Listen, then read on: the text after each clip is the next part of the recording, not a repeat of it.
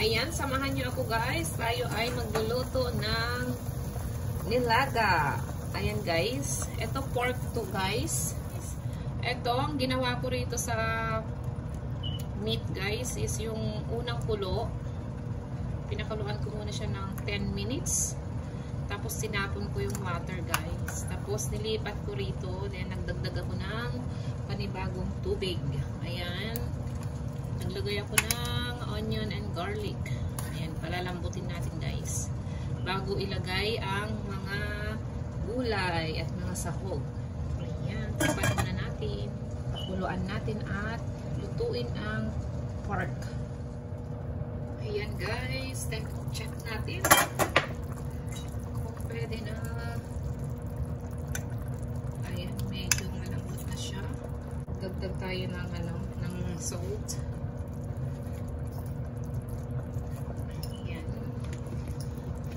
Tapos, ayan, lalagay tayo ng whole corn, black pepper.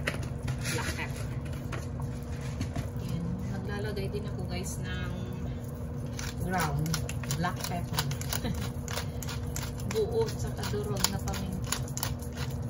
Ayan.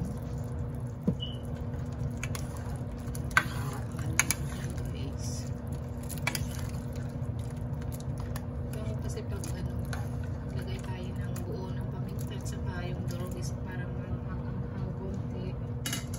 Ayan guys, takpan natin ulit. Palambutin pa natin ng konti na lang. Ayan, nilagay na natin guys ang potato and carrots. Ayan, sabayan na natin guys. Sabay na natin.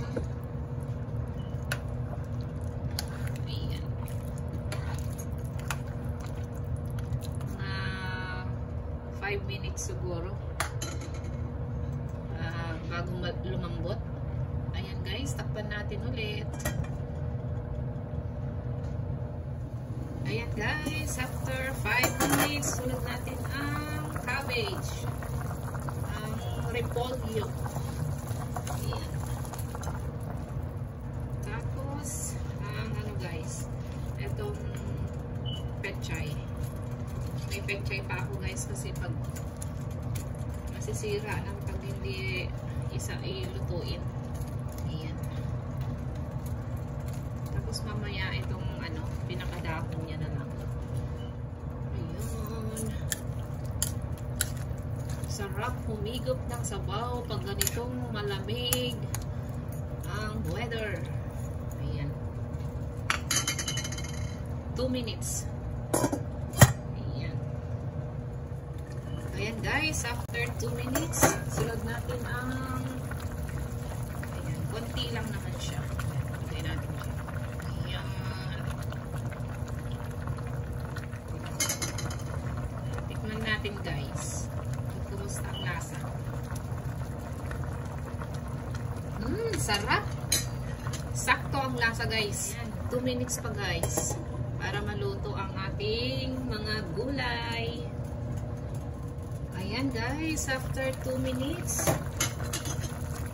Ito, ready na to guys. Huwag naman yung overcook ng mga gulay. Ayan. Sarap guys. Ayan. Ayan guys, luto na ang ating pork nilaga. Tamang-tama guys, kay malamig dito sa amin. Masarap uminom ng sabaw.